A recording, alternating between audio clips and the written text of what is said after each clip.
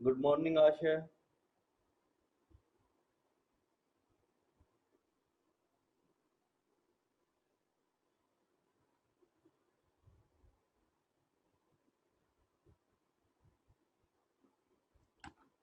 Hello. Sound आ रहा है या नहीं आ रहा है आप लोगों को?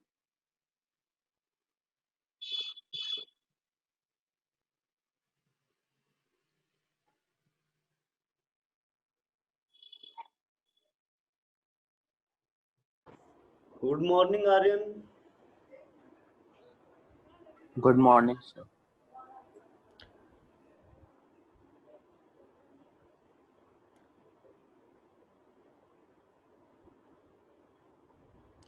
एक टॉपिक जो आज मैं शुरू करने जा रहा हूँ वो है इलेक्ट्रोनेगेटिविटी। ये टॉपिक मैं पहले भी आप लोगों को पढ़ा चुका हूँ, लेकिन फिर भी एक बार देख लीजिए। Electronegativity is the ability of an atom to attract shared pair of electron towards itself। मैं एक सिंपल सा मॉलिक्यूल ले रहा हूँ, HCl मॉलिक्यूल। HCl मॉलिक्यूल के अंदर इलेक्ट्रॉन कहाँ पर रहेंगे?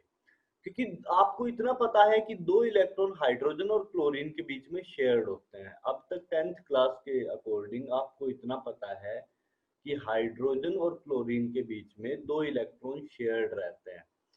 लेकिन ये हाइड्रोजन और क्लोरीन के बीच में कहाँ रहेंगे? यहाँ रहेंगे, यहाँ रहेंगे, या ठीक बीच में रहेंगे। ये चीज कैसे डिसाइड होगी कि इलेक्ट्रॉन रहेंगे कहाँ? ये कैसे डिसाइड कर सकते हैं? ये चीज डिसाइड करता है electronegativity. Electronegativity is the ability of an atom to attract shared pair of electrons. Shared pair मतलब बॉन्ड पेयर को बोलते हैं shared pair. shared pair of electron towards itself। The ability of an atom to attract shared pair of electron towards itself is known as electronegativity। Basically बचपन में tug of war आपने खेला होगा।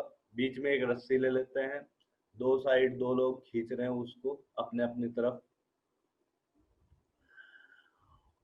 जीतता वो है जो रस्सी को अपनी तरफ ले जाता है ना? तो वैसा कुछ है, टग ऑफ वॉर जैसा कुछ है यहाँ पर।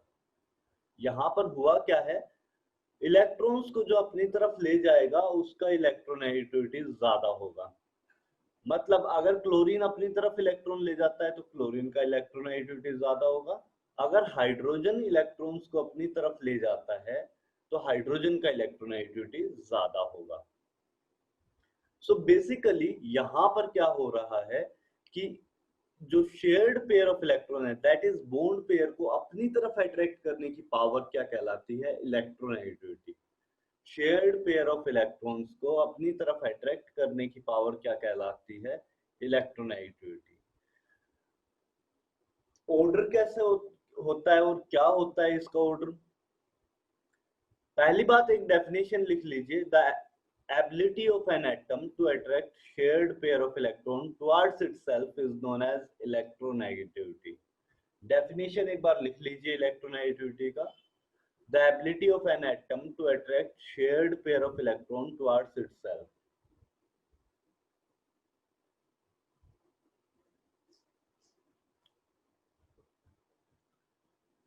The ability of an atom to attract shared pair of electron towards itself is known as electronegativity।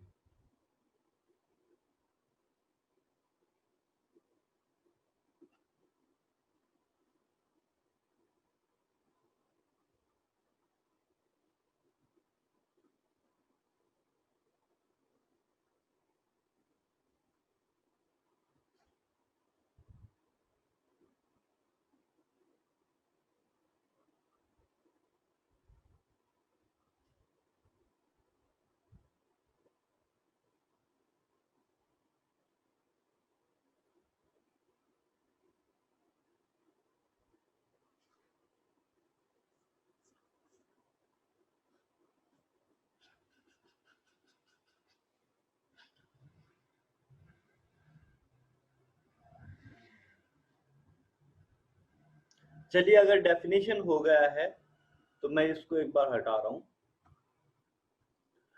ये डिसाइड कैसे होता है? बेसिकली आपके सिलेबस में जो है वो है पोलिंग स्केल। पोलिंग नाम का एक साइंटिस्ट था, उसने अपने एक स्केल दिया इलेक्ट्रोनेगेटिविटी को मेजर करने के लिए। वो स्केल आपके सिलेबस में है। और कैसे निकालते हैं ये चीज भी सिलेबस में नहीं है। कुछ लोग करा देते हैं लेकिन सिलेबस का पार्ट नहीं है, कॉम्प्लेक्स हो जाएगा।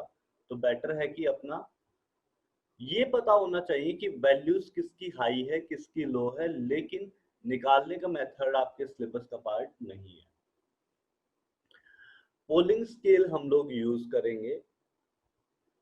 होता कैसे है, मैं आपको पीरियोडिक टेबल के बेसिस पे बता रहा हूं, एक बार देख लीजिएगा।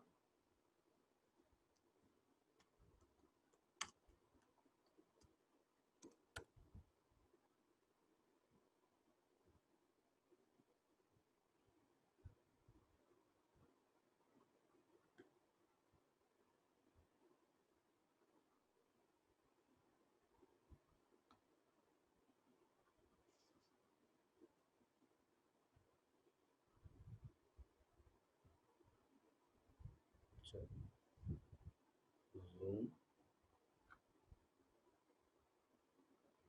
share। आपके सामने पीरियोडिक टेबल आ गई होगी। इसमें डिसाइड कैसे करते हैं, मैंने आपको पीरियोडिक टेबल मेमोराइज करने को कहा था फर्स्ट क्लास में, अगर आपको याद हो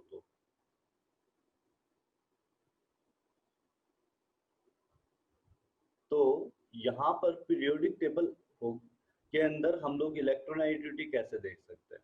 सबसे पहली चीज हाईएस्ट इलेक्ट्रोनेगेटिविटी चेक करेंगे। सो हाईएस्ट इलेक्ट्रोनेगेटिविटी होती है यहाँ पर फ्लोरीन की। फ्लोरीन की हाईएस्ट इलेक्ट्रोनेगेटिविटी होती है, वैल्यू कितनी होती है 4। उसके बाद oxygen that is 3.5, nitrogen 3, carbon 2.5,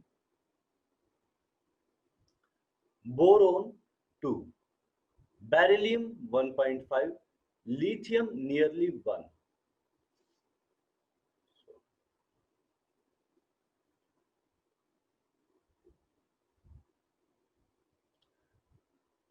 hydrogen की होती है 2.1।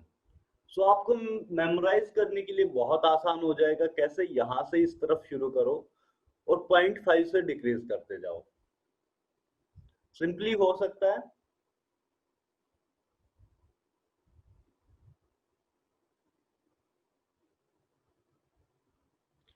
0.5 से हम लोग डिक्रीज करते जाएं तो सिंपली अपने पास हो जाएगा।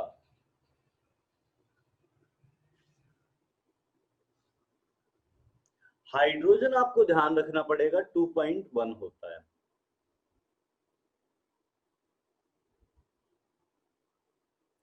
देन नेक्स्ट क्लोरीन का अगर आप चेक करने जा रहे हो तो 1 से डिक्रीज कर दो। सो 4 से कितने पहुंच जाएगा 3 पे। सल्फर का 2.5। फोस्फोरस में थोड़ा सा डिफरेंस आएगा। कितना डिफरेंस आएगा, फोस्फोरस में आपका 2.1 आ जाता है। फोस्फोरस में 2.1 आ जाता है, तो ये थोड़ा ध्यान रखना है। Silicon 1.7, aluminium 1.3। सो एल्यूमिनियम की वैल्यू होगी 1.3, silicon 1.7, phosphorus 2.1, sulphur 2.5 and chlorine 3।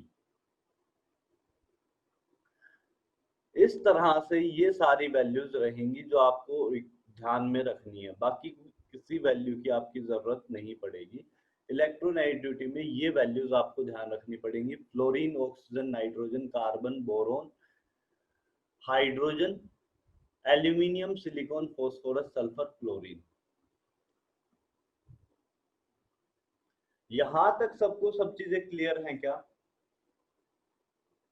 एक बार ये वैल्यूज नोट डाउन कर लीजिए। पीरियोडिक टेबल एक रफ सा स्केच बना के उसके अंदर ये वैल्यूज आप नोट डाउन कर लीजिए। रफ सा स्केच बना के अपना ये वैल्यूज नोट डाउन कर लीजिएगा।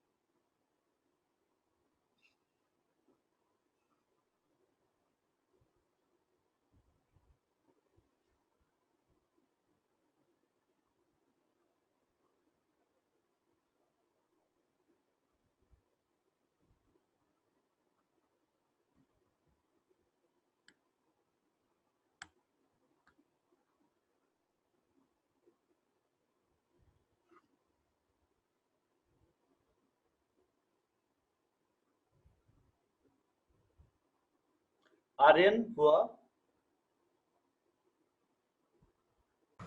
Yes, sir. ठीक है।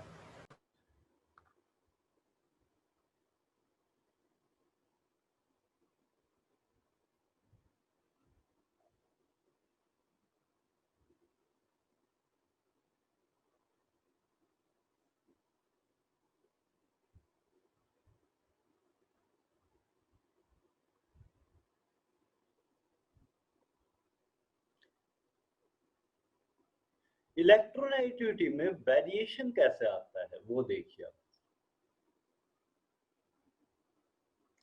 इलेक्ट्रोनेगेटिविटी टॉप टू बॉटम अगर हम लोग जाते हैं तो क्या होगा? डिक्रीज करेगी। टॉप टू बॉटम में क्या होगा? डिक्रीज करेगी। एंड लेफ्ट टू राइट में इंक्रीज करेगी। मतलब टॉप पे क्या आ जाएगा? फ्लोरीन इसके अकॉर्डिंग, और लोवेस्ट पे यहाँ पे कुछ सीजियम लोवेस्ट पे आ जाना चाहिए। Electronegativity top to bottom decrease करेगी, लेफ्ट टू राइट इंक्रीज करेगी।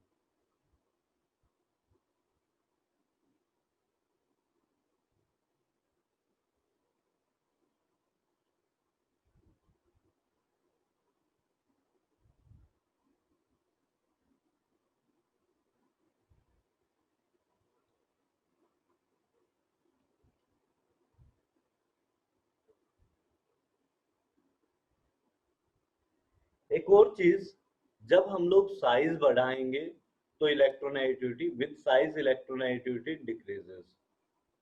साइज जब इंक्रीज करेंगे तो इलेक्ट्रोनेगेटिविटी डिक्रीज करेगा। साइज इंक्रीज करने से डिक्रीज करेगा इलेक्ट्रोनेगेटिविटी। जेड इफेक्टिव बढ़ाने से, इफेक्टिव न्यूक्लियर चार्ज को इंक्रीज करने से इलेक्ट्रोनेगेटिविटी इंक्रीज करेगा। इफेक्टिव न्यूक्लियर चार्ज को इंक्रीज करने से इलेक्ट्रोनेगेटिविटी इंक्रीज करेगा। साइज को इंक्रीज करने से इलेक्ट्रोनेगेटिविटी डिक्रीज करेगा। सो ये दो बातें ध्यान रखनी है। साइज को इंक्रीज करने से इलेक्ट्रोनेगेटिविटी क्या इफेक्ट आएगा? Electronegativity will decrease with size, and with increase in Z effective, that is effective nuclear charge, the electronegativity should increase. So ये दो बातें आपको ध्यान रखनी है।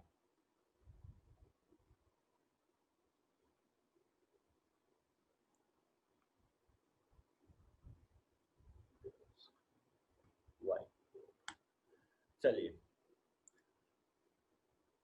सो ये दोनों बातें अगर क्लियर हो गई तो मैं आपको नेक्स्ट फैक्टर बता रहा हूं, चार्ज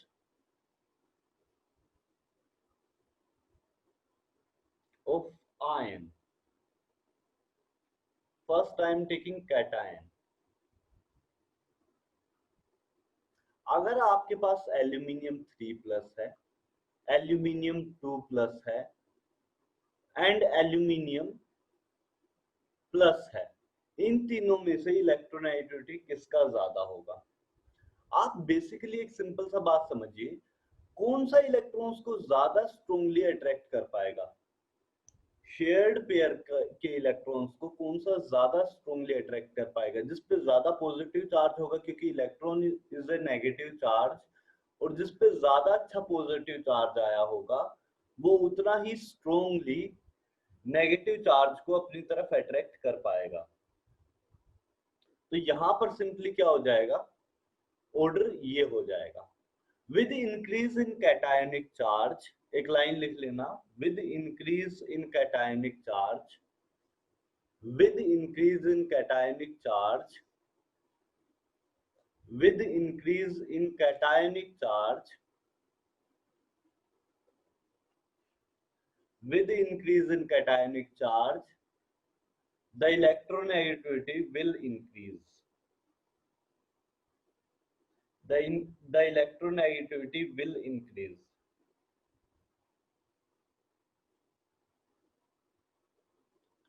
ऐसे ही आप देखिए N3-, N2-, एंड N-, इन तीनों में क्या होगा? ऑर्डर जस्ट अपोजिट हो जाएगा, क्योंकि यहाँ पर नेगेटिव चार्ज है, नेगेटिव नेगेटिव को रिपेल करेगा और उसकी वजह से क्या हो जाएगा, इलेक्ट्रोनेगेटिविटी इस ऑर्डर में आ जाएगी, n माइनस की इलेक्ट्रोनेगेटिविटी मैक्सिमम हो जाएगी, n3 माइनस की मिनिमम हो जाएगी. So with increase in anionic charge, the electronegativity will decrease. With increase in anionic charge, the electronegativity will decrease. Anion के केस में क्या होगा? With increase in anionic charge, the electronegativity will decrease.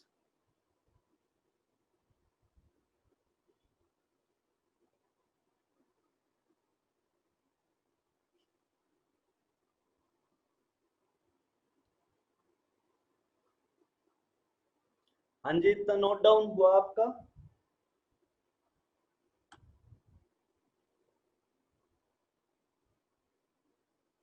इतनी बातें सबकी note down हो गई क्या?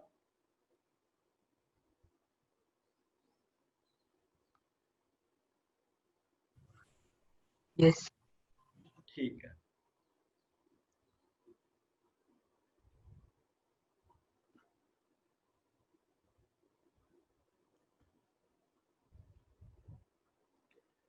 चलिए,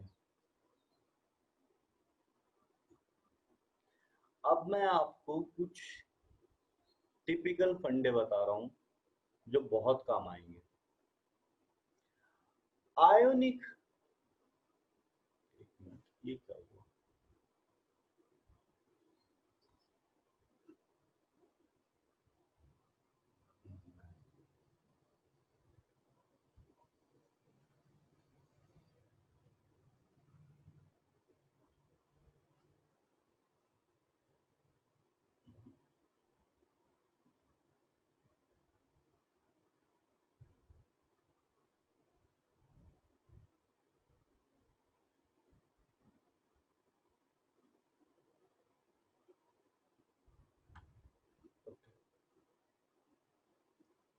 आयोनिक एंड कोवलेंट कंपाउंड को डिफरेंशिएट कैसे करें?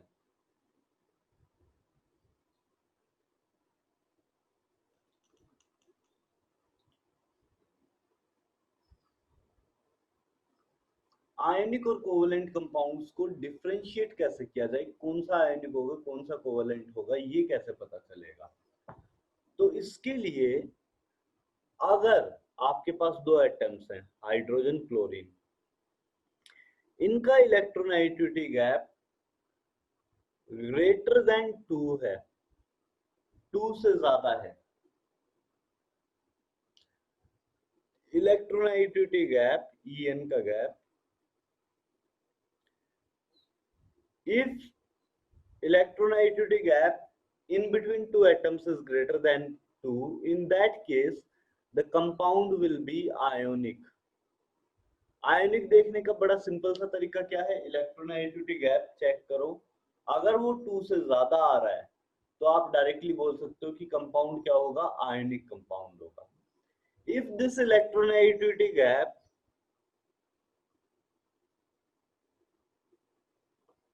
is less than 1.7, in that case the compound will be 100% covalent.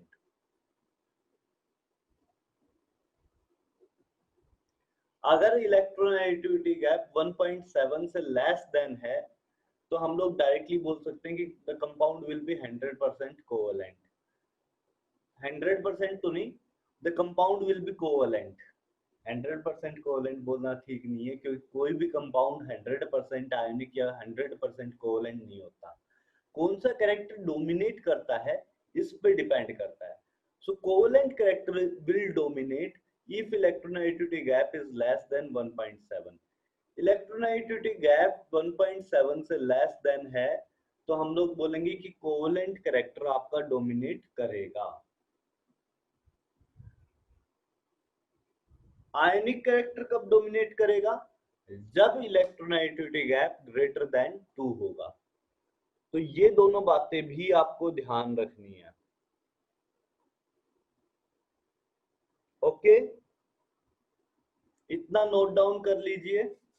फिर मैं नेक्स्ट टॉपिक पे आता हूं जो कि बहुत ज्यादा इंपॉर्टेंट है।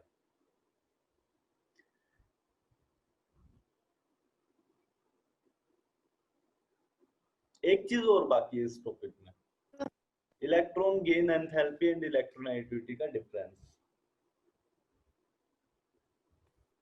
सर हाँ जी श्रेया बोलो। सर किसी जो दो इलेक्ट्रोनेगेटिविटी का मतलब बॉन्ड में कोई गैप अगर आ जाए 1.8 1.9 हाँ तो उसमें कोवलेंट भी हो सकता है और आयनिक भी हो सकता है। 100% हम लोग श्योरिटी के साथ नहीं बोल सकते कि आपका कोवलेंट हो की तरफ जाएगा या आयनिक की तरफ जाएगा, दोनों तरफ पॉसिबिलिटी रहती है श्रेया, ठीक है। Yes sir.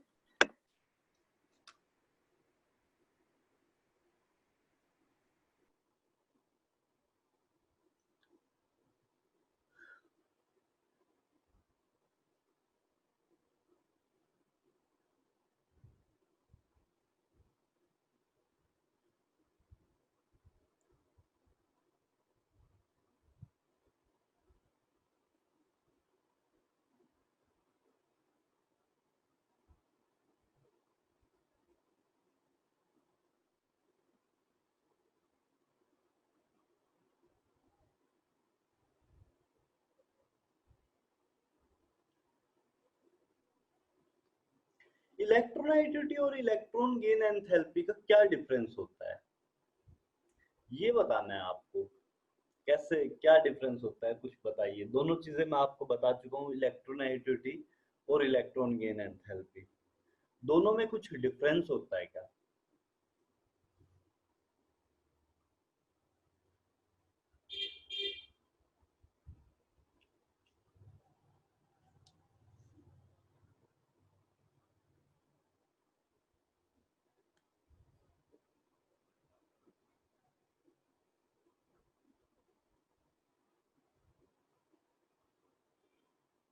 इलेक्ट्रोनेगेटिविटी और इलेक्ट्रॉन गेन एंथैल्पी में कोई डिफरेंस होता है क्या।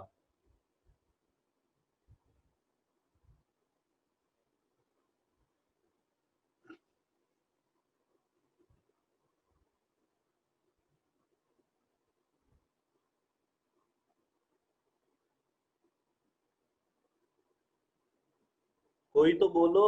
आर्यन,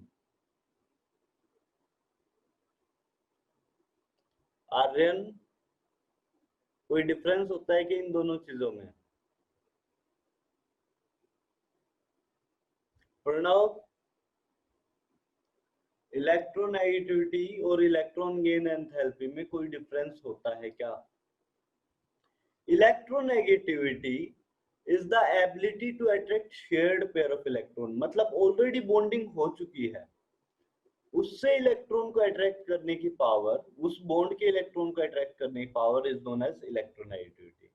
लेकिन इलेक्ट्रॉन गेन एंथैल्पी क्या होता है, the amount of energy released when we put an electron in an isolated gaseous atom। Chlorine atom है, उससे क्लोरीन आयन बनाए, Cl जो एटम है क्लोरीन एटम, उसमें एक इलेक्ट्रॉन जबरदस्ती डाल के क्लोरीन माइनस आयन बनाए, तो जितना एनर्जी रिलीज होगा उसे इलेक्ट्रॉन गेन एंथैल्पी बोलते हैं। Electron gain enthalpy of chlorine, यहाँ पर एक चीज और आता है, electron gain enthalpy of chlorine is greater than electron gain enthalpy of fluorine. ऐसा क्यों। Electron gain enthalpy of chlorine is greater than electron gain enthalpy of fluorine, जबकि इलेक्ट्रोनेगेटिविटी में ऑर्डर बड़ा सिंपल होता है, fluorine is greater than chlorine. यहां पर chlorine और फ्लोरीन में एक डिफरेंस आ जाता है, क्यों आता है। ये डिफरेंस इस वजह से आता है ना एकोमोडेशन, ये डिफरेंस इस वजह से आता है आपका, क्योंकि अगर आप क्लोरीन और फ्लोरीन का साइज देखें तो फ्लोरीन का साइज में कोई फ्लोरीन में क्या होता है आपके पास, एक सेकेंड देना, क्लियर क्लियर। फ्लोरीन का साइज अगर कुछ ऐसा है तो क्लोरीन का साइज कुछ इतना होगा, मतलब काफी बड़ा होगा फ्लोरीन से। ये फ्लोरीन है आपके पास, ये क्लोरीन है। अगर हम लोग देखें तो एक इलेक्ट्रॉन आपने फ्लोरीन को दिया, वही सेम इलेक्ट्रॉन आपने किसको दिया, क्लोरीन को दिया।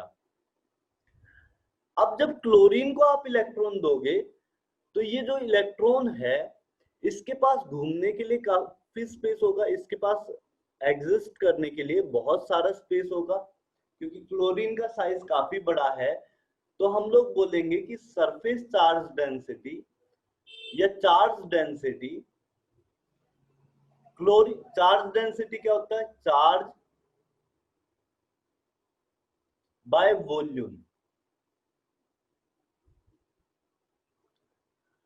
सो वॉल्यूम अगर क्लोरीन का ज्यादा है तो चार्ज डेंसिटी कम होगा, मतलब चार्ज डेंसिटी जो होती है, मतलब एक स्पेसिफिक वॉल्यूम में कम चार्ज आएगा। एक स्पेसिफिक वॉल्यूम में अगर मैं क्लोरीन का सिर्फ इतना सा पार्ट लूं तो उसमें कम चार्ज आएगा एज कंपेयर टू फ्लोरीन का भी सेम पार्ट लूं, क्योंकि फ्लोरीन में साइज छोटा है, सेम चार्ज हम लोगों ने दिया है, तो चार्ज डेंसिटी फ्लोरीन का ज्यादा आएगा as compare to chlorine. Charge density ये फ्लोरीन का ज्यादा होगा एज कंपेयर टू क्लोरीन, मतलब फ्लोरीन के अंदर इलेक्ट्रॉन इलेक्ट्रॉन के बीच में रिपल्शन ज्यादा लगेगा, क्योंकि आपको इलेक्ट्रॉन को रहने के लिए यहाँ पर कम स्पेस मिल रहा है। तो फ्लोरीन में क्या होगा, चार्ज डेंसिटी ज्यादा होगा, उसकी वजह से फ्लोरीन का इलेक्ट्रॉन गेन एंथैल्पी कम हो जाएगा, क्योंकि आपको इलेक्ट्रॉन डालना है यहाँ पर। एक इलेक्ट्रॉन अगर आपको डालना है और वो इलेक्ट्रॉन अगर रिपल्शन फेस कर रहा है तो क्या हो जाएगा, उसमें इलेक्ट्रॉन डालना डिफिकल्ट हो जाएगा, मतलब एनर्जी वहां से जो जितनी रिलीज होनी चाहिए उतनी रिलीज नहीं होगी। इस वजह से क्लोरीन के अंदर ज्यादा एनर्जी रिलीज होती है एज कंपेयर टू फ्लोरीन, और क्लोरीन का इलेक्ट्रॉन गेन एंथैल्पी फ्लोरीन से ज्यादा हो जाएगा। वर्डिंग में लिखवा दूं,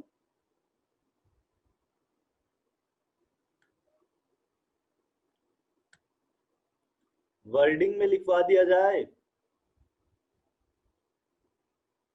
आशय। Yes sir, wording.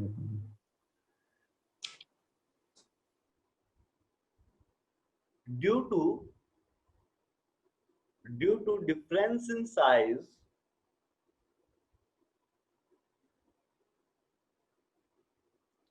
due to difference in size in between chlorine and fluorine, due to difference in size in between chlorine and fluorine,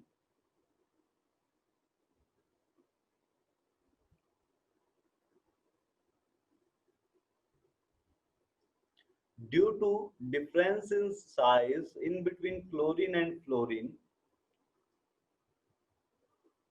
the fluorine will acquire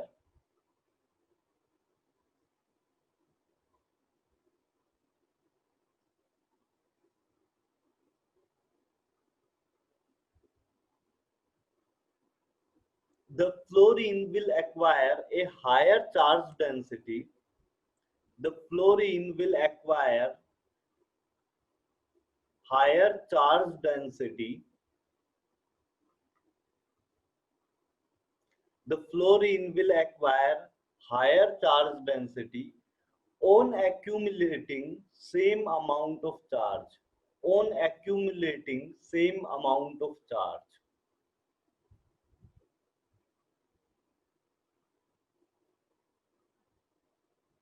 On accumulating same amount of charge. On accumulating same amount of charge.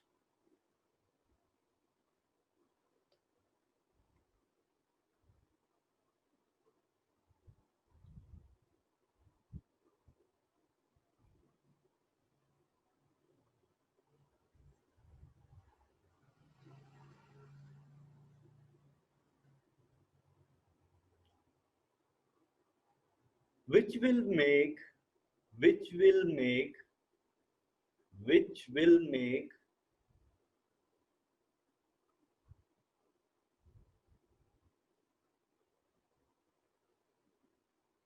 which will make process of adding which will make process of adding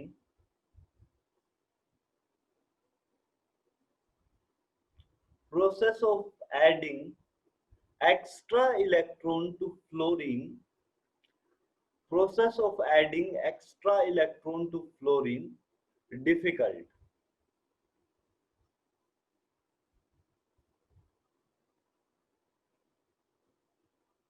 Which will make process of adding extra electron to fluorine difficult.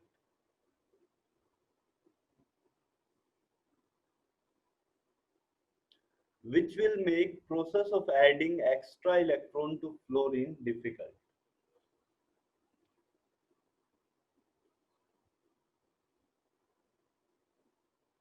That will simply result into that will simply result into that will simply result into that will simply result into higher electron gain enthalpy of chlorine as compared to fluorine. That will result into higher electron gain enthalpy of chlorine as compared to fluorine.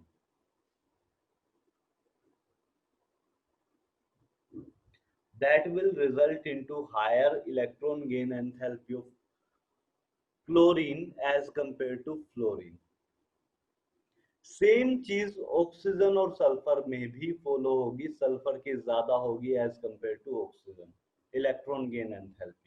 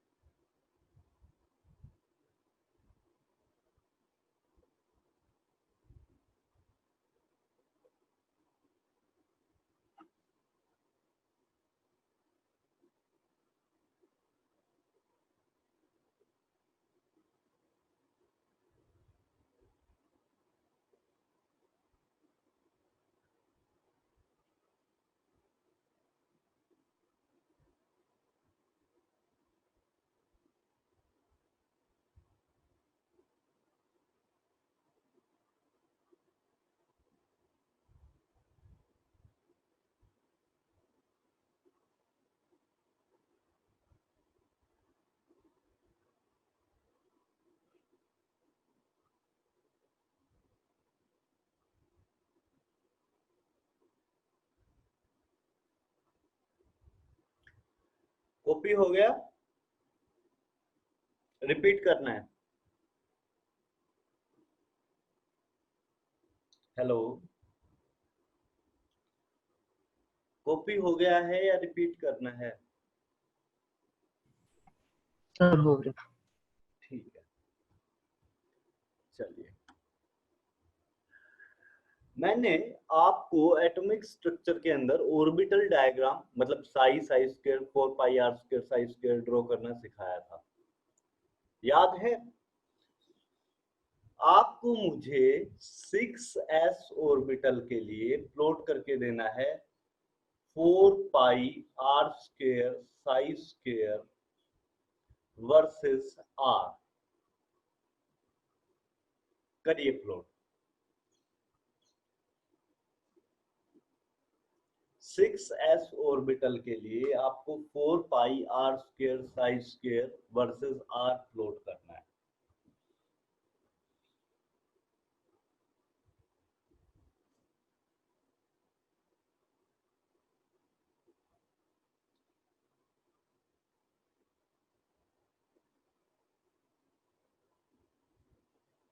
सबसे पहले क्या देखेंगे हम लोग, check करेंगे कि यहां पर रेडियल नोड्स कितने हैं. नंबर ऑफ रेडियल नोड्स का फॉर्मूला क्या होता है? n minus L minus one, n minus L minus one, यही फॉर्मूला होता है नंबर ऑफ रेडियल नोड्स का. सो यहाँ पर रेडियल नोड कितने होंगे 6 minus 0 minus 1 that is 5 radial nodes होने चाहिए आपके पास। ये बहुत इंपॉर्टेंट है, कुछ नया शुरू करने जा रहा हूं इस वजह से ये इंपॉर्टेंट है यहाँ पर। तो मैं 5 टाइम्स इसको टच कर दूंगा।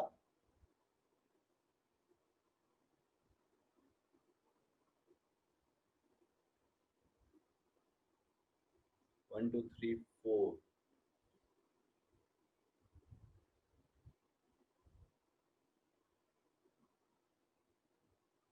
ऐसा कुछ आएगा। यहाँ r, यहाँ 4 पाई r स्क्वायर साई स्क्वायर ऐसे ही प्लॉट करेंगे। इस प्लॉट करने में किसी कोई प्रॉब्लम तो नहीं है अभी भी?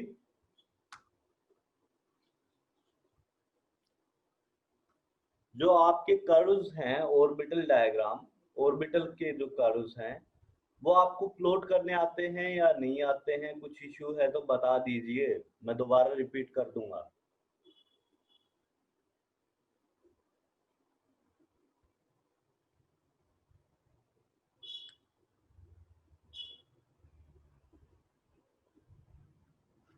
चलिए, सो यहाँ 5 टाइम्स टच कर रहा है, मतलब ये 5 रीजन्स ऐसे हैं जहां पे इलेक्ट्रॉन के मिलने की प्रोबेबिलिटी 0 है।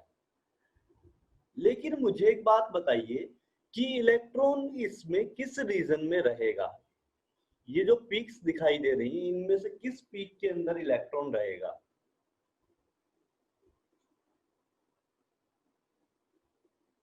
कहां पर इलेक्ट्रॉन रहेगा इन पीक्स में से? श्रेया कहाँ रहता है? क्या सर? इलेक्ट्रॉन कहां पर रहता है इन रीजन्स में से? नीचे तो नहीं रहता, क्योंकि जहाँ पे टच करता है वहाँ पे उसकी प्रोबेबिलिटी 0 होती है। वहां पे तो प्रोबेबिलिटी 0 है, लेकिन बाकी जो रिमेनिंग पोर्शन है उसमें कहीं पर भी रह सकता है। बिल्कुल ठीक है ना? सो बाहर की तरफ इलेक्ट्रॉन के रहने की प्रोबेबिलिटी मैक्सिमम होगी, क्योंकि यहाँ पर सबसे ऊंचा रीजन दिखाई दे रहा है, पीक सबसे बड़ी है। यहाँ पर पीक सबसे बड़ा है, इस वजह से मैक्सिमम प्रोबेबिलिटी तो यहाँ है। लेकिन इलेक्ट्रॉन कहीं भी जा सकता है, यहाँ भी रह सकता है, यहाँ भी रह सकता है, यहाँ भी रह सकता है, यहाँ भी रह सकता है और यहाँ भी रह सकता है। इलेक्ट्रॉन किसी भी रीजन में रह सकता है जहां पर प्रोबेबिलिटी नॉन जीरो है, मतलब जहां पर इलेक्ट्रॉन के मिलने की प्रोबेबिलिटी नॉन जीरो है वहां पर इलेक्ट्रॉन कहीं भी रह सकता है। अब आप एक बात देखिए कि आपके इलेक्ट्रॉन को इनसाइड में जाना है, एटम के इनसाइड में पहुंचना है इलेक्ट्रॉन को, तो कब इजीली पहुंच सकता है? इलेक्ट्रॉन को इनसाइड वाले लोब्स में जाने के लिए, इनसाइड वाले पोर्शन में जाने के लिए, इन सब पोर्शंस में जाने के लिए कहां पर इजी रहेगा? एक बार मैंने आपको एक एग्जांपल दिया था, क्या शील्डिंग इफेक्ट के लिए डी एंड एफ शेल की शील्डिंग इफेक्ट पुअर होता है, बताया था कि अगर बाकी के सारे इलेक्ट्रॉन्स के बीच में स्पेसिंग ज्यादा है तो इलेक्ट्रॉन के लिए पेनिट्रेट करके अंदर जाना आसान होगा। बाहर से कोई इलेक्ट्रॉन आ रहा है और पहले वाले जो ऑलरेडी प्रेजेंट इलेक्ट्रॉन्स हैं उनके बीच में ज्यादा स्पेस है, तो इलेक्ट्रॉन पेनिट्रेट करके इजीली अंदर जा सकता है। This effect in which the electron moves in the regions closer to the nucleus is known as penetration effect। ये बहुत कम लोग बताते हैं और शायद एक्सप्लेन तो बहुत ही कम लोग कर पाते हैं कि ये होता क्या है। पेनिट्रेशन इफेक्ट के अंदर बेसिकली होता क्या है, इलेक्ट्रॉन इनसाइड वाले रीजन्स में जो न्यूक्लियस के नजदीक रीजन्स हैं उनके अंदर चला जाएगा। जाएगा किस वजह से? क्योंकि डी एंड एफ शेल का पुअर शील्डिंग इफेक्ट होता है। तो यूजुअली जो एस इलेक्ट्रॉन्स हैं, S and P electron, sometimes P electrons also, S and P electrons usually move कर जाते हैं region closer to the nucleus में। न्यूक्लियस के क्लोज जो रीजन होगा उसमें ये s और p इलेक्ट्रॉन्स मूव कर जाएंगे। ये मूव कर जाने का प्रॉफिट क्या होगा? आपके पास ये अगर ऐसे मूव कर जाते हैं तो उसकी वजह से ये इलेक्ट्रॉन्स अब किसी रिएक्शन में पार्टिसिपेट कर नहीं पाएंगे, क्योंकि रिएक्शन में पार्टिसिपेट कौन करता है? Outer most electron. और ये इलेक्ट्रॉन्स तो इनसाइड द न्यूक्लियस चले गए, इनसाइड द एटम चले गए, एटम के इनसाइड में चले गए हैं ये इलेक्ट्रॉन्स जो है, जो ये आउटर में लाई करना चाहिए था ये इलेक्ट्रॉन, ये पेनिट्रेट करके अगर अंदर चला जाए तो आपके पास सिंपली क्या कहा जा सकता है कि ये इलेक्ट्रॉन्स अब रिएक्शन में पार्टिसिपेट नहीं कर पाएंगे, क्योंकि अब आउटर मोस्ट इलेक्ट्रॉन नहीं बचा है, ये इनसाइड द एटम चले गए हैं इलेक्ट्रॉन्स। और इस चीज को हम लोग बोलते हैं penetration effect. Penetration effect basically क्या है? when an electron, when an s or p electron will penetrate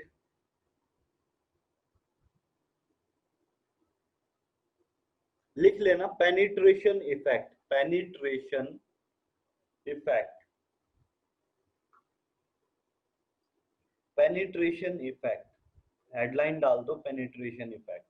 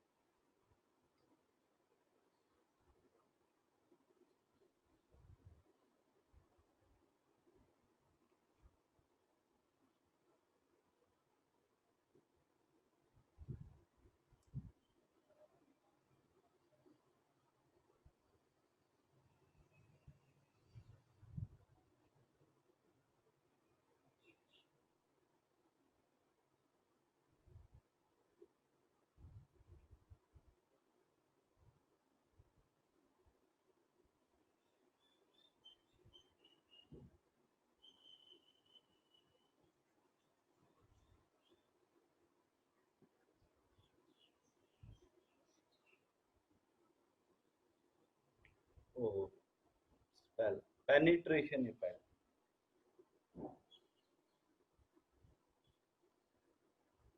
ठीक है।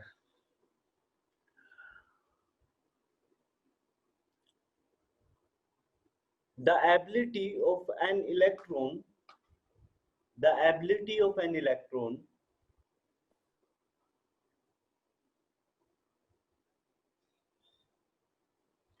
during its moment, the ability of an electron during its moment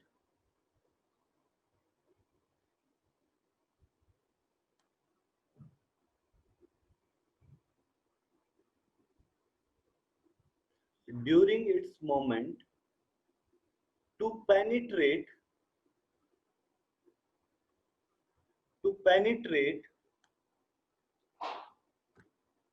in the regions closer to the nucleus, in the regions closer to the nucleus, in the regions closer to the nucleus is known as penetration effect. The ability of an atom to penetrate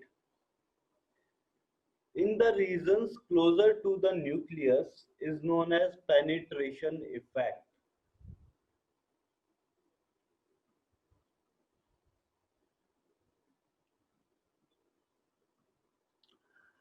Due to poor shielding effect, due to poor shielding effect, due to poor shielding effect of D and F subshell,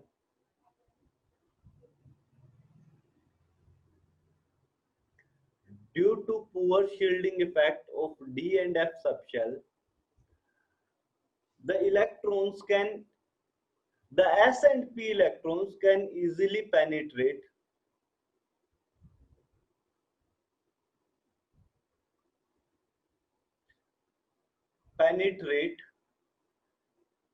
and move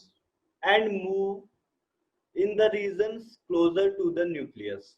The S and P electrons can easily penetrate and move in the regions closer to the nucleus. ये चीज ध्यान रखना है, penetration effect में S and P sub shell का penetration effect ज्यादा होता है as compare to D and F sub shell. इतना डाउट, इतना चीज क्लियर हुआ पेनिट्रेशन इफेक्ट क्या होता है? एक बार वापस बताएंगे, मेरे को नहीं समझा ठीक से। क्या कह रहे श्रेया? एक बार वापस बता सकते हैं? हाँ मेरे को हाँ नहीं समझा ठीक से। मैं इसको एक बार क्लियर कर रहा हूँ। आपके पास में वापस से आपने मान लो 5p सब शेल लिया, सो 5p सब शेल के लिए आपको 4 pi r square psi square plot करना है। प्लॉट कैसे करेंगे? सबसे पहले हम लोग चेक करेंगे रेडियल नोड्स कितने हैं।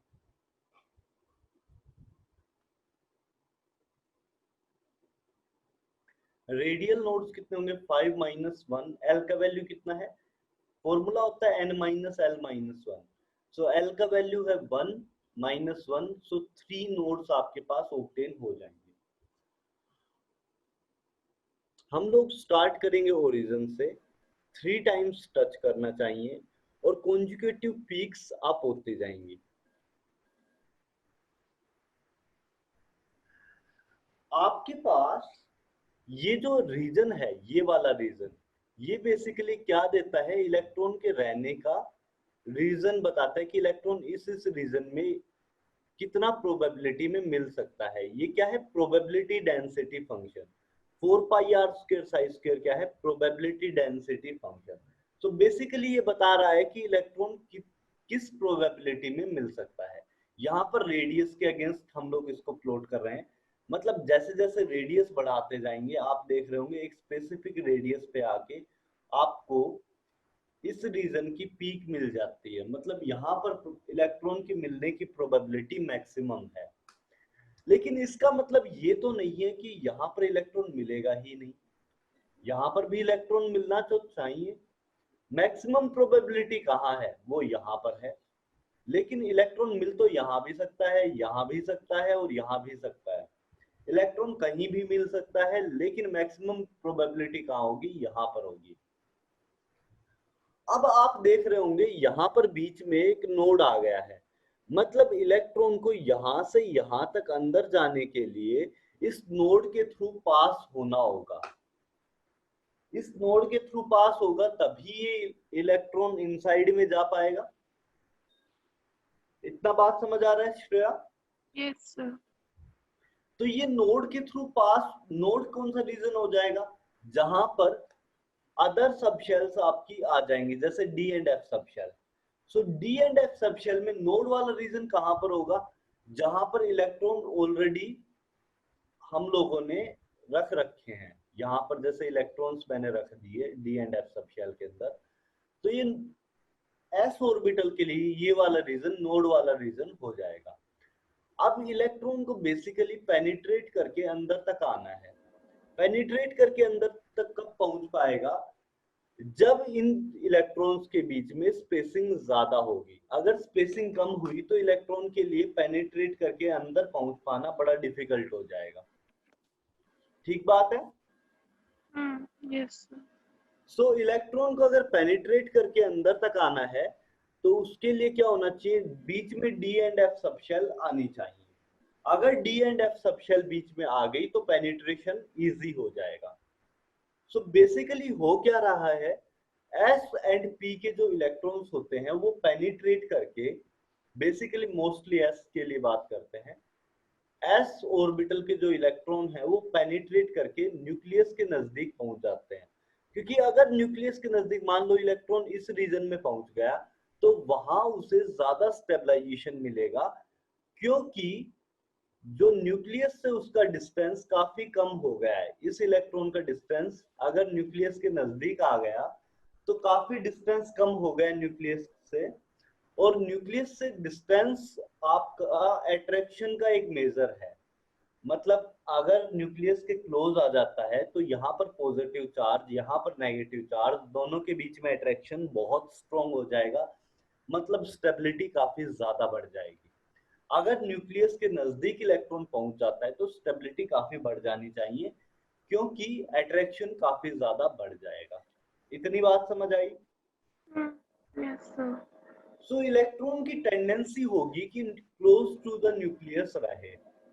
अब क्लोज टू द न्यूक्लियस पहुंचने के लिए उसको पेनिट्रेट करके अंदर आना पड़ेगा, और पेनिट्रेट करके अंदर कब आएगा? जब बीच में डी एंड एफ सबशेल आ जाएगी। आया? हाँ सर। जो पेनिट्रेट करके अंदर आने की टेंडेंसी होती है उसे ही पेनिट्रेशन इफेक्ट बोला जाता है। सर एक और डाउट था, मतलब जब हम कोई ग्राफ बनाते हैं, जैसे अभी हमने size 4 size square r square का जो ग्राफ 4 पाई बनाया, आर स्क्वायर साइज, हाँ, तो उसका जो ग्राफ बनाया, हम किसी भी ग्राफ में एंगुलर नोड नहीं होता एल की वैल्यू से जो एंगुलर हम लोग प्लॉट नहीं करते, यहाँ पर रेडियल प्रोबेबिलिटी डेंसिटी फंक्शन होता है। तो एंगुलर का फंक्शन क्या होता है, मतलब फायदा क्या होता है? एंगुलर का फंक्शन आप आर थीटा फाई में प्लॉट करते हो। श्रेया, जो हम लोग ऑर्बिटल का शेप बनाते हैं ना, वो एंगुलर का फंक्शन ही होता है। ये जो आप शेप बनाते हैं ना ऑर्बिटल्स की, ये बेसिकली एंगुलर का फंक्शन ही है। ये आर थीटा फाइव में हम लोग प्लॉट करते हैं।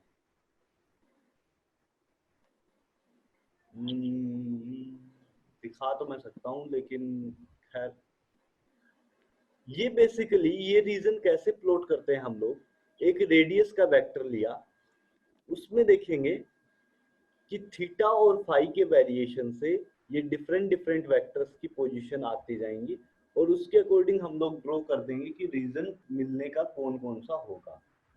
तो आर थीटा फाइव में जो प्लॉट करके एंगुलर का फंक्शन प्लॉट करते हैं, वही बेसिकली आपका ऑर्बिटल का शेप देता है।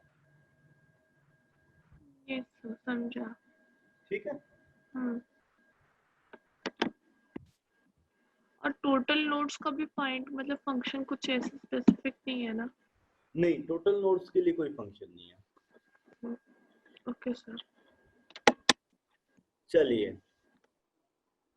तो इतना बात अगर आपको समझ आ गया हो तो मैं यहाँ पर तुम्हारे सिलेबस का सबसे इंपॉर्टेंट टॉपिक डिस्कस कर रहा हूँ, 11th और 12th के दोनों को मिला के। बहुत ज्यादा इंपॉर्टेंट टॉपिक है, तो मिस मत करना। कुछ भी चीज डाउट हो पूछ लेना फटाक से। इनर्ट पेयर इफेक्ट बोर्ड में तो 100% क्वेश्चन आता है, 12th बोर्ड में, और आईआईटी में भी पूछ लेता है। इनर्ट पेयर इफेक्ट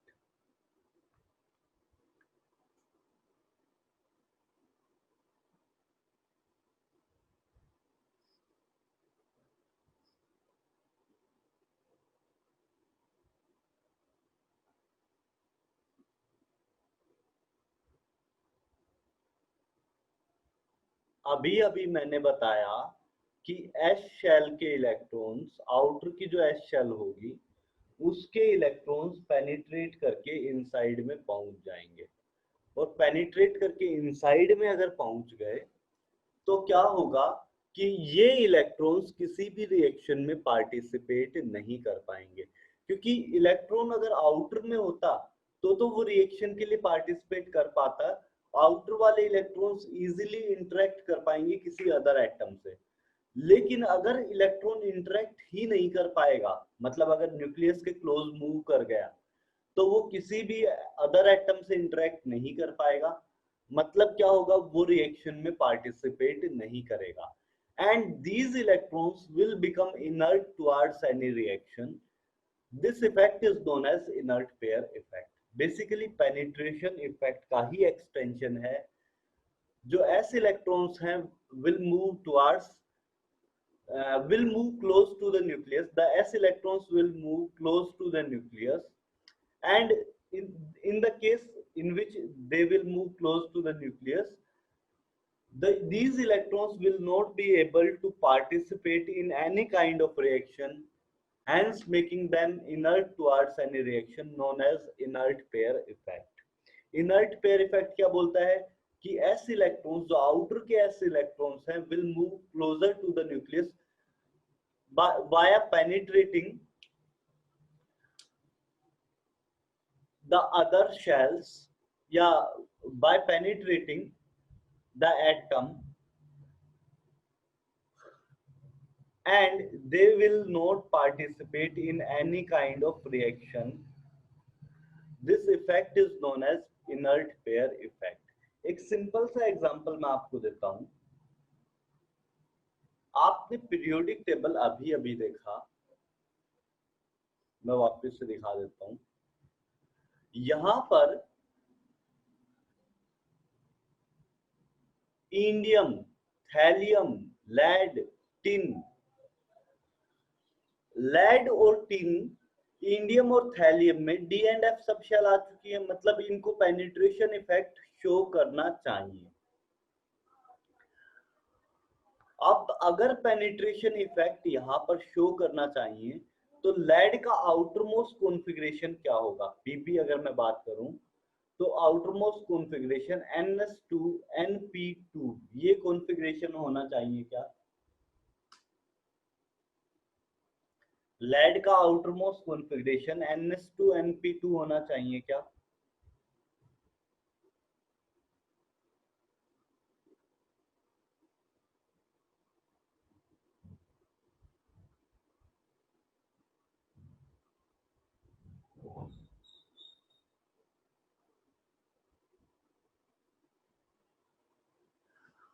अब मैंने क्या बोला?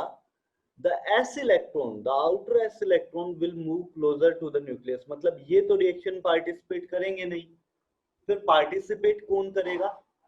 NP2, सिर्फ यही पार्टिसिपेट कर पाएगा। That means lead 2+ will become more stable than lead 4+।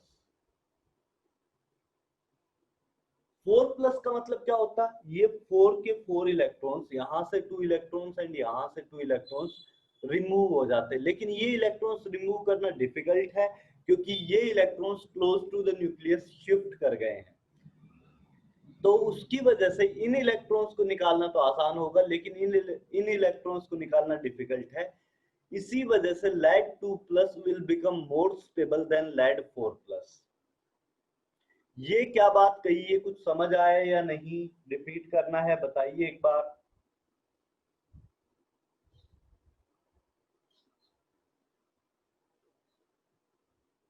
आशय, परम, प्रणव, आर्यन, अमन, कुछ समझ आ रहा है या नहीं आ रहा? लास्ट का पार्ट। लास्ट का पार्ट में दिक्कत है। प्रणव आप कह रहे थे? हाँ सर, लास्ट का पार्ट थोड़ा समझाना, आपने भी क्या बोला? ठीक है, देखिए मैंने आपको बोला कि पेनिट्रेशन इफेक्ट की वजह से क्या होता है, जो s ऑर्बिटल के इलेक्ट्रॉन्स हैं वो क्या करते हैं, close to the nucleus shift हो जाते हैं। मान लो s के इलेक्ट्रॉन्स यहां पर होने चाहिए थे, वो क्लोज टू द न्यूक्लियस मतलब इस रीजन में शिफ्ट कर गए या इस रीजन में शिफ्ट कर गए। ये जो NS2 इलेक्ट्रॉन्स हैं जिसमें एटलीस्ट एक D या F सबशेल आ चुकी हो, ऐसे electrons regions close to the nucleus मतलब इन सब रीजन्स में शिफ्ट कर जाएंगे। और इसमें अगर शिफ्ट कर गए तो इनको क्या हम लोग आउटर मोस्ट इलेक्ट्रॉन बोल सकते हैं, क्योंकि आउटर मोस्ट इलेक्ट्रॉन तो उसको बोलते थे जो सबसे बाहर रहता था। लेकिन यहाँ पर क्या हुआ है, electron close to the nucleus shift हो गया, मतलब ये आउटर मोस्ट इलेक्ट्रॉन नहीं रहे हैं। एटम के अंदर अगर मैं वैसे दिखाऊं,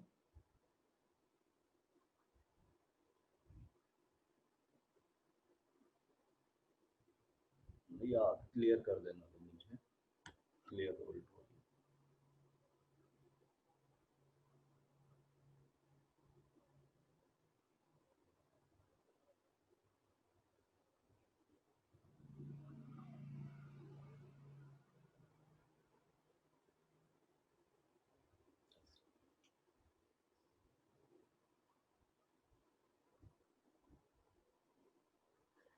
इस शेल से दो इलेक्ट्रॉन क्या कर रहे हैं, region close to the nucleus, मतलब यहां कहीं आके एग्जिस्ट कर जा रहे हैं।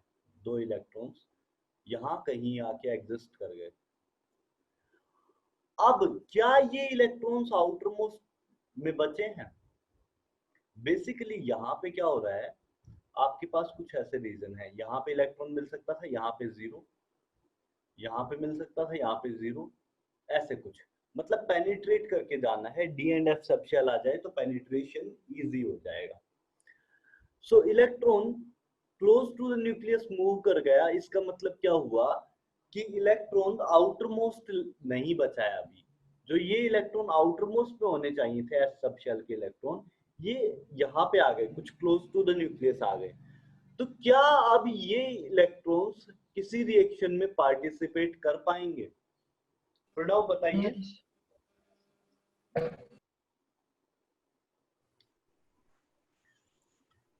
नहीं। क्या नहीं सर। नहीं कर पाएंगे? अब ये इलेक्ट्रॉन्स अगर किसी रिएक्शन में पार्टिसिपेट नहीं कर पाएंगे तो इन इलेक्ट्रॉन्स की रिएक्शन काफी डिफिकल्ट हो जाएगी। मतलब या तो बहुत ज्यादा फोर्सफुली रिएक्शन करानी पड़े तो हम लोग करा सकते हैं, अदरवाइज इनको निकालना या इन इलेक्ट्रॉन्स के साथ छेड़छाड़ करना काफी डिफिकल्ट हो जाएगा, है ना। तो हम लोग क्या बोलते हैं कि these electrons will become inert towards any reaction. These electrons will become inert towards any kind of reaction. And this effect is known as inert pair effect. आया भी प्रणव, बताइए। Yes sir. पक्का? Yes yes. अमन आप बताओ। हाँ sir, समझ आया? अभी आया। हाँ ठीक है। आशय यस सर। समझ आया? Yes sir. इनर्ट अभी पेयर आया। 100% आया तो अच्छी बात है। मैं इसके कॉन्सिक्वेंसेस दिखाता हूं अभी आपको।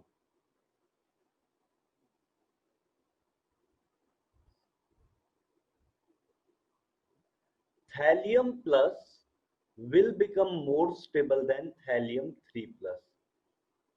आप इलेक्ट्रॉनिक कॉन्फ़िगरेशन चेक कीजिए, थैलियम का क्या होगा, किस ग्रुप में लाई करता है थैलियम?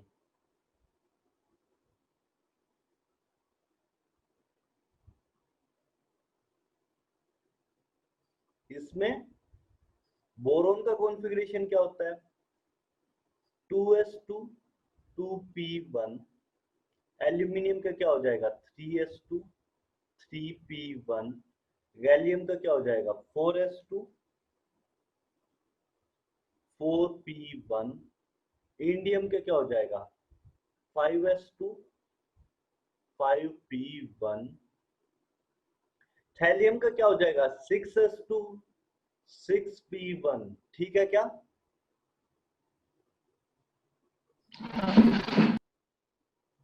अब आप देखिए थैलियम तक D and F sub shell easily आ चुकी है, तो इसके S electrons can penetrate close to the nucleus. इसके एस इलेक्ट्रॉन्स पेनिट्रेट करके close to the nucleus move कर सकते हैं। और अगर close to the nucleus move कर सकते हैं तो उसका मतलब these electrons will not participate in any kind of reaction, तो इनको इनर्ट कर देंगे हम लोग। और इनर्ट कर देंगे तो आपको इन इलेक्ट्रॉन्स को निकालना तो होगा आसान। 6p1 से एक इलेक्ट्रॉन का निकालना तो आसान है, मतलब एक पॉजिटिव चार्ज का अटेन करना बहुत आसान है, लेकिन बाकी के दोनों इलेक्ट्रॉन को निकालना बहुत मुश्किल है। इस वजह से thallium 3+ will become much more unstable as compare to thallium +1।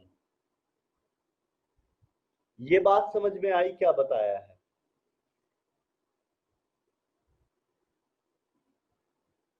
अरे बोलिए, आया या नहीं आया, कुछ तो बात हुई होगी। हेलो। अमन बताओ। हाँ सर, वो थैलियम वाला कैसे बोले? थैलियम का आउटरमोस्ट कॉन्फ़िगरेशन होता है 6s2 6p1। अब s हाँ electrons will become inert towards any reaction, क्योंकि यहाँ पे d and f सबशेल पहले आ चुके हैं। हाँ तो d and f सबशेल पहले आ चुके हैं, मतलब s electrons can easily penetrate close to the nucleus। Nucleus. Nucleus के पास पहुंच गए ये इलेक्ट्रॉन्स, तो अब ये किसी रिएक्शन में पार्टिसिपेट नहीं कर पाएंगे, हाँ है ना मन? तो हाँ इन सर। इलेक्ट्रॉन्स को निकालना बहुत मुश्किल हो जाएगा। हाँ हाँ हाँ सर। तो एक इलेक्ट्रॉन p वाला तो इजीली निकल गया, मतलब थैलियम +1 तो इजीली अटेन हो जाएगा। ये ऑक्सीडेशन स्टेट इजीली मिल जाएगी आपको, क्योंकि एक इलेक्ट्रॉन को निकालना तो है आसान, लेकिन बाकी दोनों इलेक्ट्रॉन को निकालना बहुत मुश्किल है। तो +3 ऑक्सीडेशन स्टेट मिलना बहुत मुश्किल हो जाएगा। हाँ तो ये वाली ऑक्सीडेशन स्टेट ज्यादा स्टेबल हो जाएगी एज कंपेयर टू +3। हाँ यही इनर्ट पेयर, यही चीज मैं बता रहा था आपको।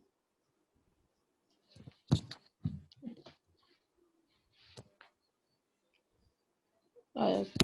आया? हाँ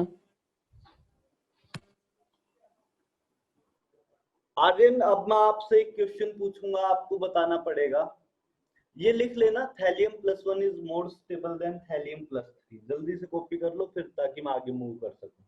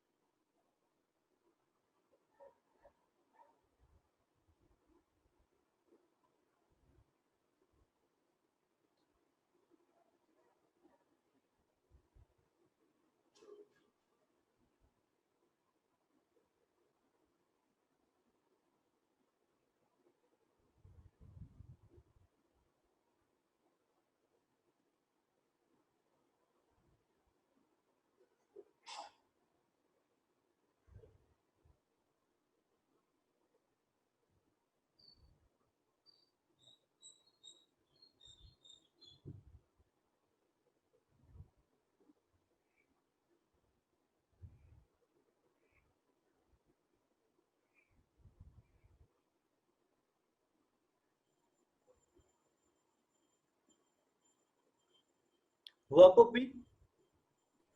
Yes, sir. हाँ आर्यन, आपसे मेरा एक क्वेश्चन है। Bismuth 3+ is more stable than bismuth 5+। ये एक्सप्लेन कीजिए।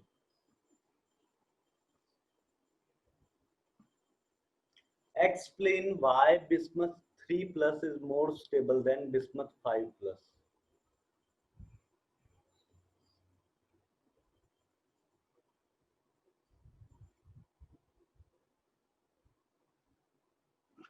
Why bismuth 3+ is more stable than bismuth 5+?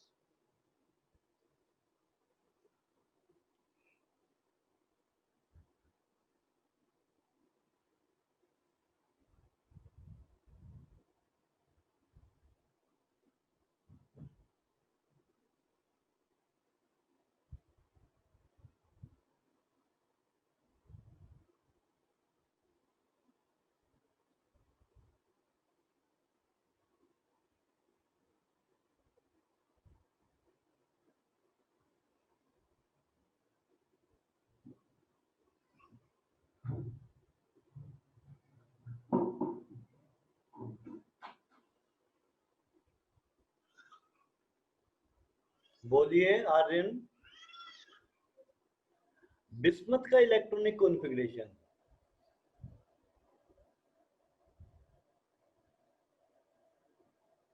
Nitrogen का होता है 2s2 2p3।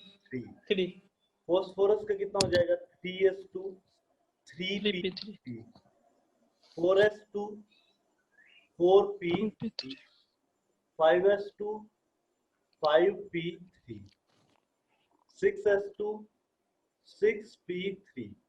सो इन 3 p इलेक्ट्रॉन्स को निकालना आसान है, इन 2 s इलेक्ट्रॉन्स को निकालना बहुत मुश्किल है।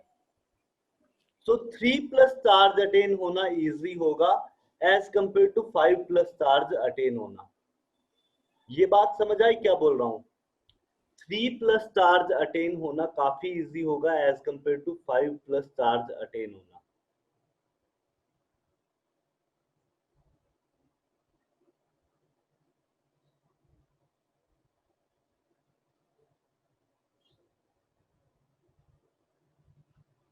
थ्री प्लस चार्ज अटेन होना काफी इजी होगा as compare to 5 plus charge attain होना, क्योंकि यहां से जो s इलेक्ट्रॉन्स का निकालना है वो काफी डिफिकल्ट हो जाएगा। इस बात में कोई डाउट है क्या आर्यन? No sir. तो फिर आंसर क्यों नहीं किया? गलत बात है ये, गलत बात है ना? Yes sir. अच्छे बच्चे ऐसे थोड़ी करते हैं, बहुत ही गलत बात है। आप लोगों का स्टडी चल कैसा रहा है?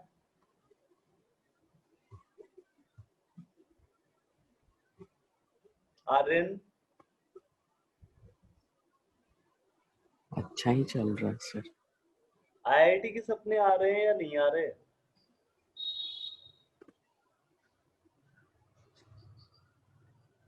अब तक आईआईटी के सपने आने लगे या नहीं आ रहे हैं?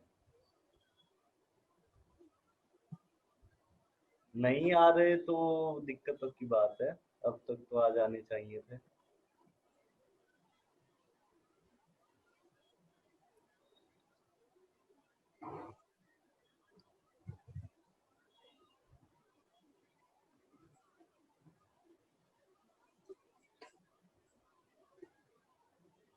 लाइफ में एक चीज पक्की कर लो कि आईआईटी ही जाना है। नीचे का टारगेट आपको सेलेक्ट नहीं करना है। कहीं सोचो एनआईटी हो जाए, कहीं ट्रिपल आईटी हो जाए, ऐसा मत सोचना। पहले बता रहा हूँ, टारगेट सिर्फ आईआईटी रखो, और अगर आईआईटी टारगेट है तो उसके हिसाब से मेहनत भी करनी पड़ेगी। थोड़ा नींद उड़ा दो 2 साल के लिए, भूल जाओ सोने को। कुछ लोगों की तो सुबह सुबह आंख ही नहीं खुलती है, इतना दिक्कत है। तो अपनी नींद को भूल जाओ, एक टारगेट सेट कर लो कि मुझे इस टारगेट के लिए काम करना है। तुम में से कितने लोग सीरियसली जाना चाह रहे हैं आईआईटी? नीट वालों को छोड़ दो, अगर कोई नीट का प्रिपेयर कर रहा है तो। लेकिन आईआईटी के लिए कितने लोग सच में जाना चाहते हैं? नीट वाले नीट के लिए, मेडिकल कॉलेज के लिए कितने लोग जा रहे हैं और आईआईटी के लिए कितने लोग जा रहे हैं? बताओ एक बार। So I'm going for medical. Okay, rest बाकी लोगों का क्या हाल है?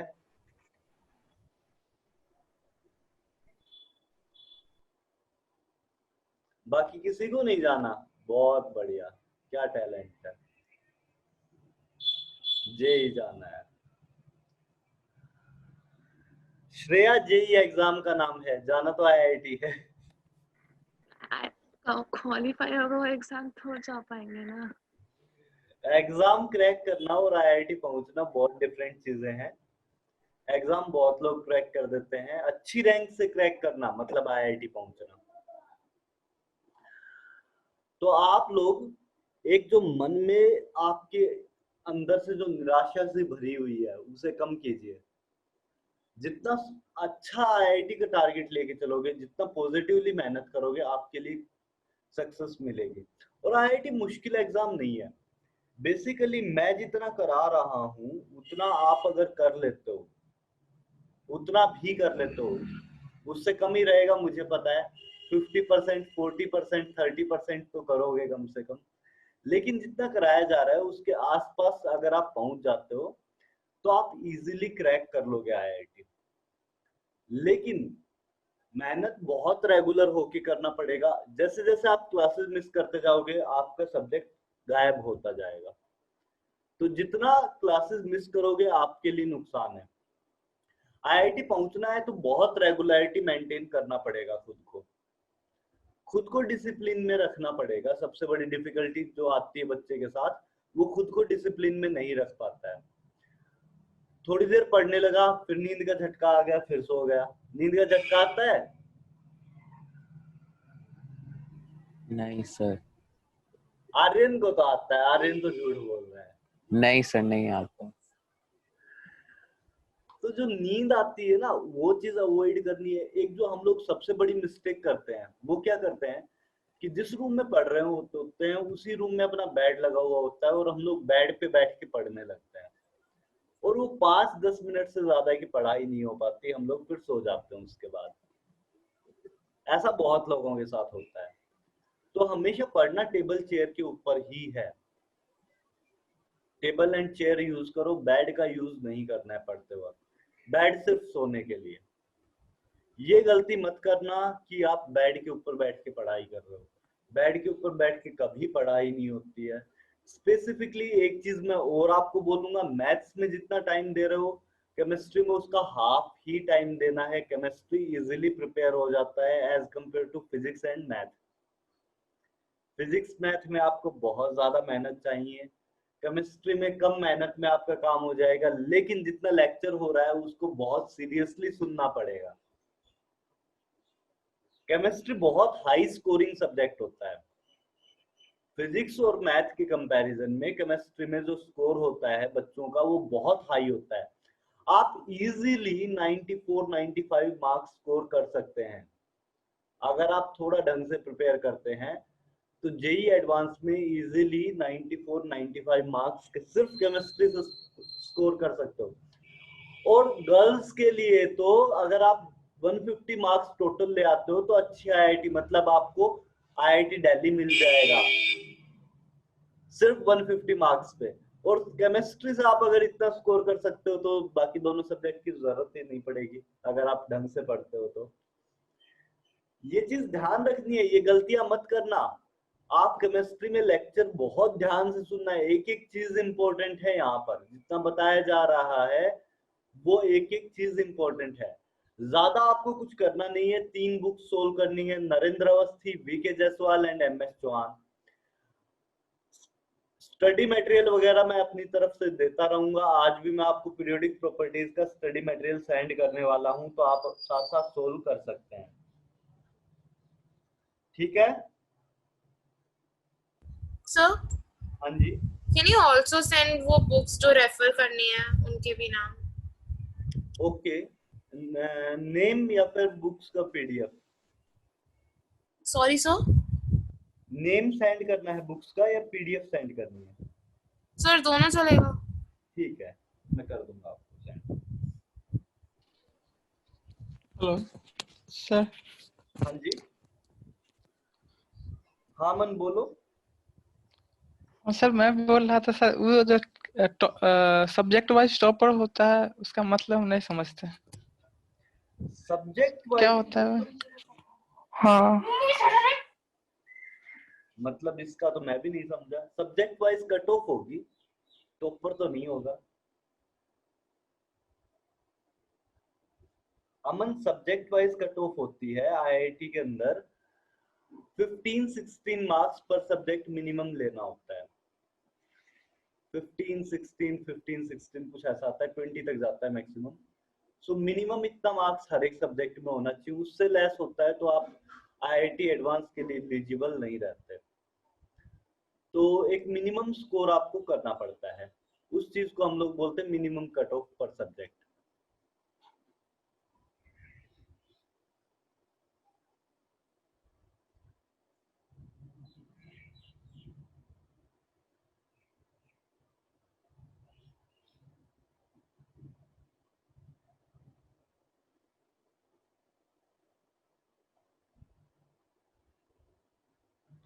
चलिए, तो ये चीज ध्यान रखनी है, आईआईटी पहुंचना है तो केमिस्ट्री आपके लिए बहुत जरूरी है। आई नो समटाइम्स बहुत बोरिंग सब्जेक्ट लगता है, कुछ लोगों को तो बहुत ही ज्यादा बोरिंग लगता होगा, तो जहां भी बोरिंग लगे नंबर ऑफ क्वेश्चंस बढ़ा दो, जितना ज्यादा क्वेश्चन सोल्व करोगे उतना कम बोरिंग लगेगा। सो जितना ज्यादा क्वेश्चन सोल्व करोगे आपके लिए प्रॉफिट रहेगा। ये चीज ध्यान रखनी है, ये गलती मत करना, मैं बार बार बोल रहा हूं। और सीरियस हो जाओ, काफी लोग तो बहुत कम सीरियस हैं, सीरियस हो जाओ। मैं चाहता हूं कि पूरा पूरा बैच आईआईटी में एक साथ जाए, ताकि आपको बाद में ये लगे कि हम लोग सारे एक आईआईटी में, आईआईटी बॉम्बे में बैठे हुए हैं सारे के सारे। एक रहेगा ना कि हम लोगों का सारा बैच एक साथ पढ़ा और सारा एक साथ निकल गए। तो सब लोग पूरा अपना जितना जी जान लगा सकते हो लगा दो। अब नंबर ऑफ क्वेश्चंस एकदम बढ़ा दो, जितना ज्यादा क्वेश्चंस कर सकते हो करो। कल की क्लास में पहले एक काम कर लेते हैं, मैंने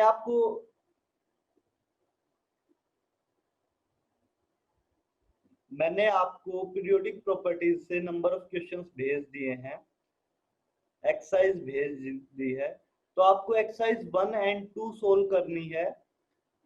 और मैं आपको सोल्व कराऊंगा। किस टाइम आप फ्री रहते हो? कोई एक फिक्स टाइम है क्या जिस टाइम फ्री रहते हो आप लोग?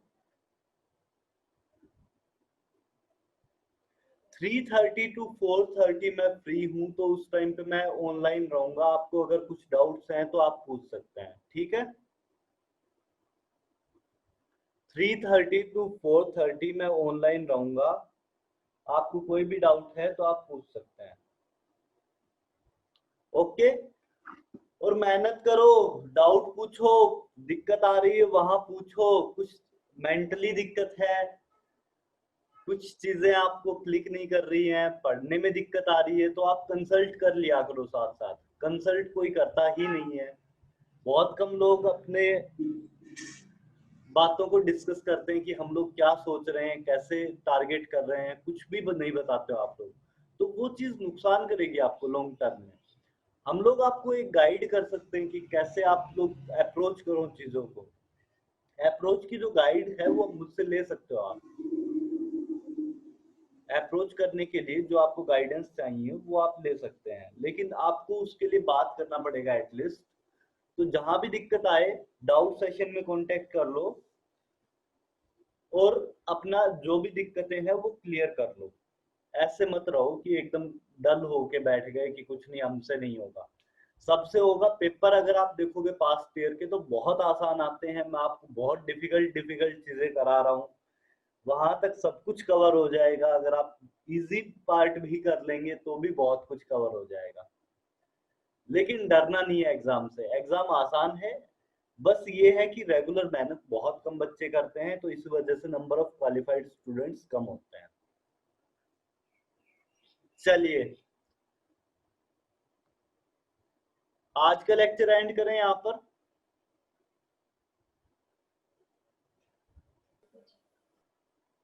हेलो। यस हाँ अमन बोलो। हाँ सर, मैं पूछा था सर आपका ठीक हुआ क्या?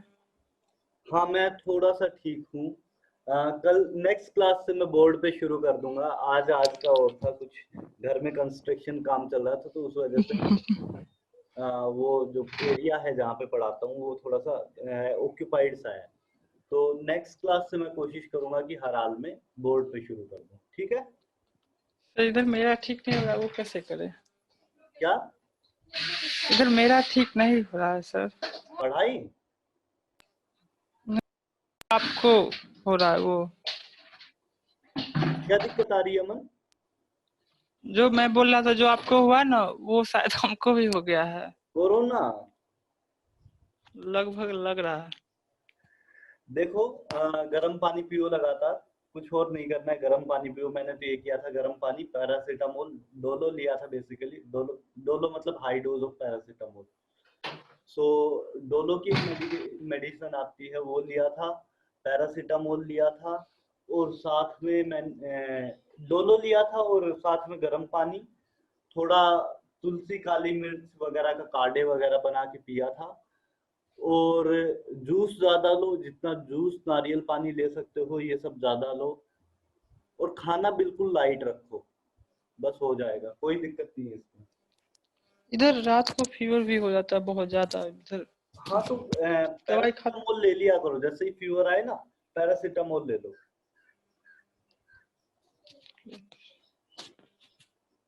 अच्छा सर। ठीक है, और पानी लगातार गर्म ही पीना, ठंडा पानी पीते ही दिक्कत हो जाएगी। ओ ठीक है मन? सर हाँ सर, पैरासीटामोल के बजाय दूसरे टेबलेट खा रहे थे सर, कौन उसका सा? नाम याद नहीं, उसका नाम याद नहीं है। ब्लड थिनर मत लेना कुछ भी, उसमें नुकसान होगा। ऐसी टैबलेट ना हो जो ब्लड को थिन कर दे, जैसे निमोस्लाइड है, एस्प्रिन है, ये सब टैबलेट्स मत लेना।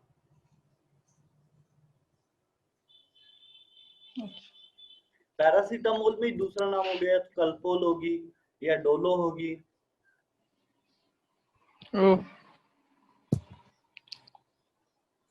तो वही कुछ लेना, मतलब ब्लड थिनर मत लेना। ठीक है मन? हाँ सर, कोई और दिक्कत आए तो पूछ लेना। ठीक। चलिए एंड कर दूं क्लास? हाँ thank you sir. Bye. Bye everyone. Thank you sir. Hi sir.